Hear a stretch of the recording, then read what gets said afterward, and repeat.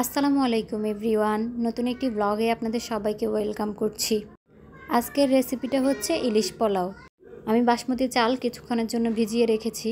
এখন এখানে দিয়ে দিচ্ছি নারকেল বাটা, বাদাম বাটা, পেঁয়াজ বাটা এবং আদা রসুন বাটা দিয়ে দিচ্ছি কাঁচামরিচ কুচি এবং কিছুটা টমেটো সস দিয়ে দিচ্ছি। তারপর এখানে পরিমাণ মতো গরম মশলার গুঁড়ো দিয়ে দিচ্ছি স্বাদ মতো লবণ। এখন ভালোভাবে মশলাগুলো মিশিয়ে নিচ্ছি। মশলাগুলো মাখানো হয়ে গেলে এর মধ্যে একে একে ইলিশ মাছগুলো দিয়ে দিচ্ছি। ইলিশ মাছগুলো আমি 20 থেকে 30 মিনিট ম্যারিনেট করে নর্মাল ফ্রিজে রেখে দিব। এমনভাবে ম্যারিনেট করতে হবে যাতে মাছের মধ্যে মশলাগুলো ভালোভাবে ঢুকে যায়। মশলাগুলো ম্যারিনেট হতে থাক। এখন আমি পেঁয়াজ বেরেস্তা তৈরি করে নেব। সামান্য তেলে আমি পেঁয়াজগুলো ব্রাউন করে ভেজে নিয়েছি। এই তো পেঁয়াজ বেরেস্তা তৈরি হয়ে গেল। এখন পেঁয়াজ বেরেস্তার ওই তেলে দিয়ে দিচ্ছি ম্যারিনেট করে রাখা ইলিশ মাছগুলো। ইলিশ মাছগুলো ভাজা হতে হতে আমি অন্য চুলায় চালগুলো সিদ্ধ করে নিচ্ছি।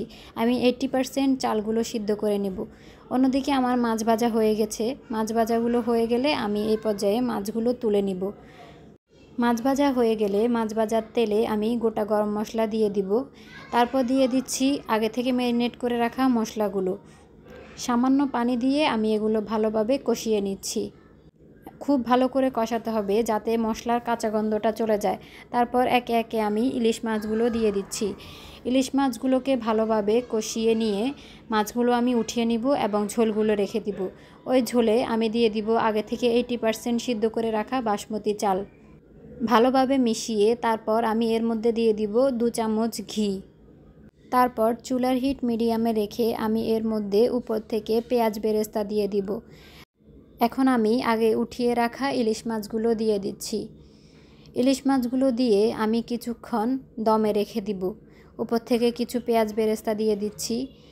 দমে রাখা 10 মিনিট পর নামিয়ে নিলেই রেডি আমার ইলিশ পোলাও। দেখুন আমার ইলিশ পোলাওটা দেখতে কত লোভনীয় হয়েছে। আপনাদের কাছে কেমন লেগেছে অবশ্যই কমেন্ট করে জানাবেন। Please ignore my background sound.